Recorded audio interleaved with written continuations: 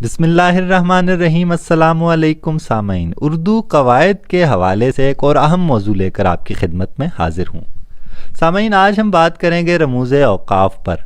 ख़त्मा, सवालिया, वक्फ़ा, राब्ता, तफसीलिया, निदाइया व फ़िजाइया, वावैन क्या है, कौसैन का इस्तेमाल कहाँ करते हैं हम, ख़त क्या है, मिसरा, तख़ल्लुस और शेर की अलामतें वग़ैरह। तो सामईन, रमूज़े औक़ाफ़ का मतलब समझते हैं। रम्ज़ की जमा रमूज़ है और वक्फ़ की जमा औक़ाफ़। तो रम्ज़ का मतलब इशारा करना होता है, तो यूँ इसका मुरक्कब अल्फाज का मतलब बनेगा कि वक्फ़ों के इशारे। सामीन कराम, सड़क पर गाड़ी चलाते हुए या पैदल सड़क पर चलते हुए, उसको पार करते हुए कुछ इशारों और अलामतों का इस्तेमाल हम आए रोज़ करते हैं। जब हम किसी भी ज़ुबान में कुछ भी लिखते हैं तो लिखते हुए किसी जगह रुकने या ना रुकने के लिए कुछ इशारों या अलामतों का इस्तेमाल किया जाता है। इन्हीं इशारों या अलामतों को रमूज़े औक़ाफ़ कहा जाता है। सामीन, जब हम बोलते हैं तो गुफ्तगू में हमें कहीं ठहरना होता है और कहीं अपने लहजे या अंदाज से बात समझानी होती है। मगर जब हम उसी गुफ्तगू को तहरीर करते हैं तो ठहरने और किसी ख़ास लहजे या अंदाज की निशानदही के लिए इन अलामतों का इस्तेमाल किया जाता है, ताकि पढ़ने वाला दुरुस्त तरीके से पढ़े और पूरी तरह बात को समझ भी सके। गुफ्तगू में ठहरना और जज्बे का इजहार दिखाना तकरीर और गुफ्तगू का हुस्न है। तो लिखते हुए रमूज़े औक़ाफ़ का मयारी इस्तेमाल तहरीर को आँखों के लिए जाज़ब और समझने में आसान कर देता है। आज हम कुछ आम तौर पर इस्तेमाल होने वाली ज़रूरी अलामतों का तज़किरा करेंगे। मसलन सबसे पहले हम बात करेंगे ख़त्मा की अलामत पर। तो ख़त्मा की अलामत आम अलामत है। अंग्रेज़ी में से फुल स्टॉप कहते हैं। अंग्रेज़ी में एक नुक्ता डाल दिया जाता है, जबकि उर्दू में एक थोड़ी नुक्ते की निस्बतन ज़रा तवील जो है वो एक लकीर सी खींच दी जाती है। तो ये लकीर खींची जाती है जो जुमले के आखिर या उसके अख्तिताम का पता देती है कि जब जुमला मुकम्मल होता है तो उसके आखिर ये छोटी सी डैश या छोटी सी लकीर डाल दी जाती है। कुछ देर यहाँ रुकना होता है, यानी जब ये अलामत एक जुमला मुकम्मल होता है तो पढ़ते हुए या आप ऊंची आवाज़ में पढ़ कर किरत कर रहे हैं ऐसी किसी भी चीज़ की, तो वहाँ पर ठहरना लाजमी होता है। तो जैसे जुमला है कि हमने अपना काम कर लिया है, वो बाज़ार चले गए हैं, हमने खाना खा लिया है। तो ऐसे सारे जुमले मुकम्मलन के आखिर में ये ख़त्मा का इस्तेमाल किया जाता है, या फुल स्टॉप जिसे अंग्रेज़ी में हम कहते हैं। तो अंग्रेज़ी मुख़फ़फ़ात में भी इसका इस्तेमाल होता है, जैसे PhD लिखते हुए PH और डॉट डालकर D लिख दिया जाता है। उर्दू में भी ऐसा लिख दिया जाता है। MA लिखना हो तो उर्दू में MA के दरमियान ख़त्मा का इस्तेमाल होता है। अगली अलामत हमारे पास है सवालिया या क्वेश्चन मार्क। तो सवालिया जुमले में ख़त्मा की जगह पर इस अलामत का इस्तेमाल किया जाता है, यानी फुल स्टॉप की जगह पर जिस जुमले में सवाल पूछा जा रहा हो, कुछ पूछा जा रहा हो, तो वहाँ पर इस अलामत का इस्तेमाल करते हैं। बोलते हुए तो हम अपने अंदाज से सवालिया अंदाज को पेश करते हैं कि तुमने ये काम क्यों किया, तो उसमें लेकिन लिखते हुए हम जो है उसकी जगह उस अंदाज को बताने के लिए इस अलामत का इस्तेमाल ज़रूरी करते हैं। क्या, क्यों, कैसे, कब। तो ये अल्फाज जिन जुमलों में आए उसके आखिर में हम क्या करते हैं, उन जुमलों के आखिर में सवालिया अलामत का इस्तेमाल करते हैं। तीसरी अलामत है हमारे पास सक्ता। सक्ता को अंग्रेज़ी में कामा कहते हैं। तो जब हल्का सा जुमले में या गुफ्तगू में या लिखते हुए हल्का सा रुकना मुराद हो, हल्का सा वक्फ़ा करना हो, सांस लेना हो, तो वहाँ पर सक्ता की अलामत का इस्तेमाल होता है। तो फितरी तौर पर एक तो अंदाज़ा हो जाता है कि अब यहाँ पर जुमला तवील हो रहा है, तो यहाँ उसको कामा लगना है, सक्ता लगना है। तो जुमले के छोटे छोटे अज्जा को ये एक दूसरे से जुदा करता है। मसलन जुमला है कि मुअल्लिम साहब आए, दरवाजे से दाखिल हुए, कुर्सी पर बैठे और सो गए। तो यहाँ पर मैं जहाँ जहाँ रुक रहा हूँ वहाँ वो मुझे कामा रोक रहा है, और वो गुफ्तगू का अंदाज़ भी यही इसी चीज़ का मुतकाज़ी है कि यहाँ रुका जाए। तो ये खूबी समझिएगा कि ये जो गुफ्तगू पे बोलते हुए भी हमें रुकना होता है और तहरीर में उस जगह पर अलामत का हमें इस्तेमाल करना होता है। तो ये बोलने का हुस्न और साथ तहरीर का हुस्न दो चीज़ें हो गई। تو جملے کے اندر ایک جیسے الفاظ کو جدا کرنے کے لیے بھی ہم کاما کا یا سکتا کا استعمال کرتے ہیں. جیسے ہم کہتے ہیں کہ عمیر، افضل اور میں کھانا کھانے لگے. تو جب ایک جیسے نام آئیں سیکوینس میں ایک تو ہم وہ کیا کرتے ہیں، ان کو ایک دوسرے سے جدا کرنے کے لیے کاما کا استعمال کرتے ہیں. اب عمیر اور افضل کو اکٹھا لکھ دیا جائے تو یوں بھی گمان ہو سکتا ہے کہ شاید عمیر افضل ایک شخص کا نام ہے. تو اس لیے عمیر پھر کاما پھر افضل، تو یعنی اس سے اندازہ ہوا کہ یہ دو لوگ ہیں، الگ الگ ہیں. تو کاما عام استعمال ہوتا ہے، اس کا استعمال ہمیں سمجھنا ہے. اسے اردو میں ہم سکتا کہتے ہیں. اگلی جو ہمارے پاس علامت ہے وہ وقفہ.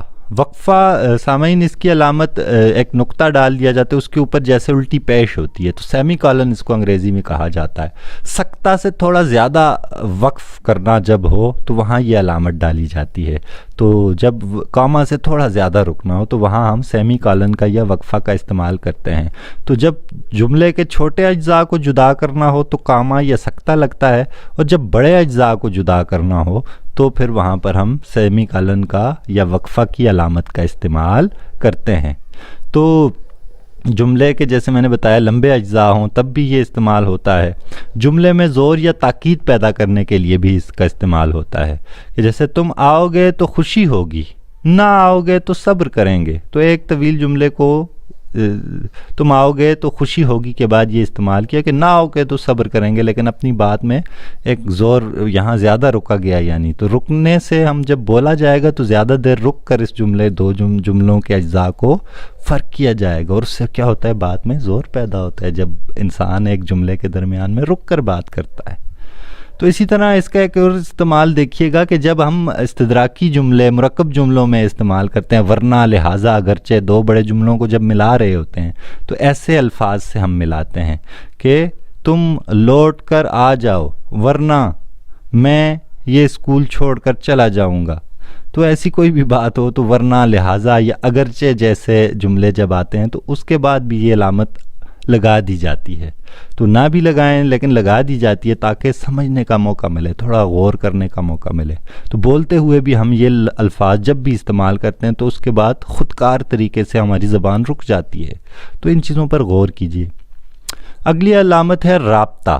رابطہ کو کالن کہتے ہیں. دو نقطے اوپر نیچے ڈالے جاتے ہیں. اس کا استعمال بھی ہم بہت کرتے ہیں. تو کسی سابقہ خیال یا بات کی تشریح کے لیے، تو جب ایک بات چل رہی ہے اور آگے اسی کی تشریح یا اسی کے متعلق کوئی بات، اس سے متعلقہ بات یا اس سے لنک بات ہو تو ہم رابطہ کی علامت کا استعمال کرتے ہیں. جیسے ہم کہتے ہیں بقول شاعر، اور آگے شاعر کا شعر لکھ دیتے ہیں یا اس کا مصرع لکھ دیتے ہیں، تو بقول شاعر کے بعد اس کا استعمال کرتے ہیں. تو جس کا مطلب ہے کہ یہ آگے جو مصرع ہے تو یعنی اسی کی بات کی جا رہی ہے، جو شاعر کی بات کی جا رہی ہے آگے اسی کا مصرع بیان کیا گیا ہے. تو کسی نے کیا خوب کہا اور آگے اس کی بات کی جاتی ہے. تو ہم جانتے ہیں عام طور پر مکالموں میں بھی ہم استعمال کرتے ہیں. جب مکالمہ کرتے ہیں کہ لکھ رہے ہوتے ہیں یا پڑھ رہے ہوتے ہیں تو اس میں نام لکھا ہوتا ہے، آگے یہ علامت ڈالی ہوتی ہے، اوپر نیچے دو نقطے، اور اس کے آگے اس کا جملہ لکھا ہوتا ہے، اس کا کلام یا اس کا ڈائلاگ. تو اس بات کو ذرا غور کرنا ہے کہ یہاں پر تفصیلیہ کی علامت کا استعمال نہیں ہوتا. اس کو رابطہ کہتے ہیں اور کالن کا استعمال ہوتا ہے. جب کالن کا استعمال ہوتا ہے تو اس کے آگے کی بات کو یعنی اسی لکیر میں، اسی سطر میں لکھا جاتا ہے، نیچے نہیں لکھا جاتا. تو جملے کے متضاد حصوں کو علیحدہ کرنے کے بھی یہ کام آتا ہے. جیسے انسان اڑ سکتا ہے، جیسے انسان چل سکتا ہے، اڑ نہیں سکتا. تو چل سکتا ہے، اڑ نہیں سکتا. تو دو متضاد باتیں ہیں، تو ان کے درمیان بھی یوں کالن یا رابطہ کی علامت لگا دی جاتی ہے. تو ایک اور اہم علامت ہے اگلی، تفصیلیہ. تو نام سے واضح ہے کہ جب کسی چیز کی تفصیل دینی ہو، عام طور پر ایسے الفاظ حسب ذیل اور درج ذیل جیسے الفاظ ہم استعمال کرتے ہیں کہ لائبریری میں کتب کی، علامہ اقبال کی کتب کی فہرست درج ذیل ہے. آگے ہم تفصیلیہ کی علامت رابطہ کی ہی علامت ہے. یعنی اوپر نیچے دو نقطے ہوتے ہیں لیکن ان کے آگے ایک نسبتاً طویل لکیر ہوتی ہے، ختمہ جیسی یا ڈیش جیسی، تو وہ ڈال دی جاتی ہے اور اس کے آگے تفصیل لکھ دی جاتی ہے.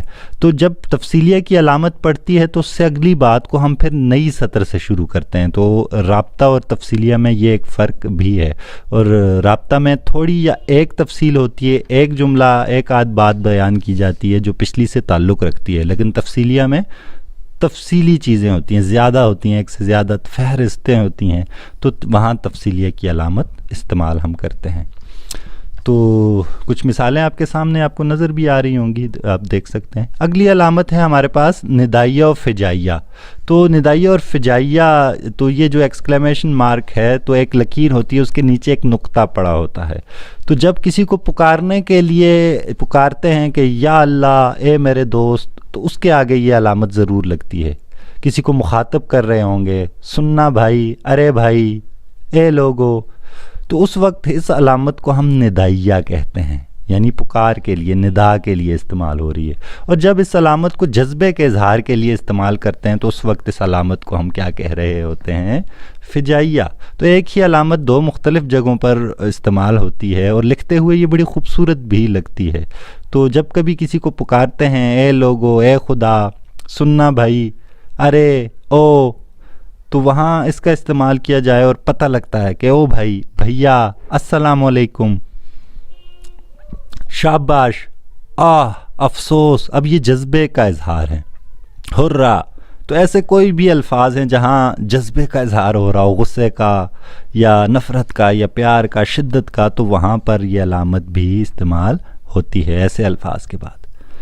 تو اگلی ایک اور اہم رموز اوقاف میں علامت ہے ہمارے پاس قوسین۔ قوسین کو ہم چھوٹی بریکٹ بھی کہتے ہیں عام الفاظ میں، اردو میں۔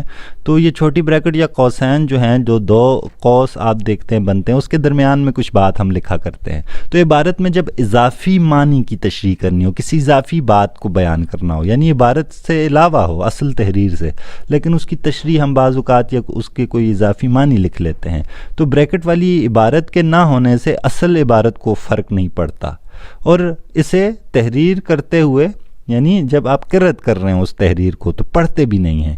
آپ نے ایسی کوئی تحریر اونچا پڑھ کر سنا رہے ہیں تو اس وقت آپ بریکٹ کے اندر لکھی ہوئی بات کو دہرائیں گے نہیں، اس کی ریڈنگ یا اس کی پڑھائی نہیں کریں گے، تو کیونکہ اس کا اصل متن سے بلا واسطہ تعلق نہیں ہوتا۔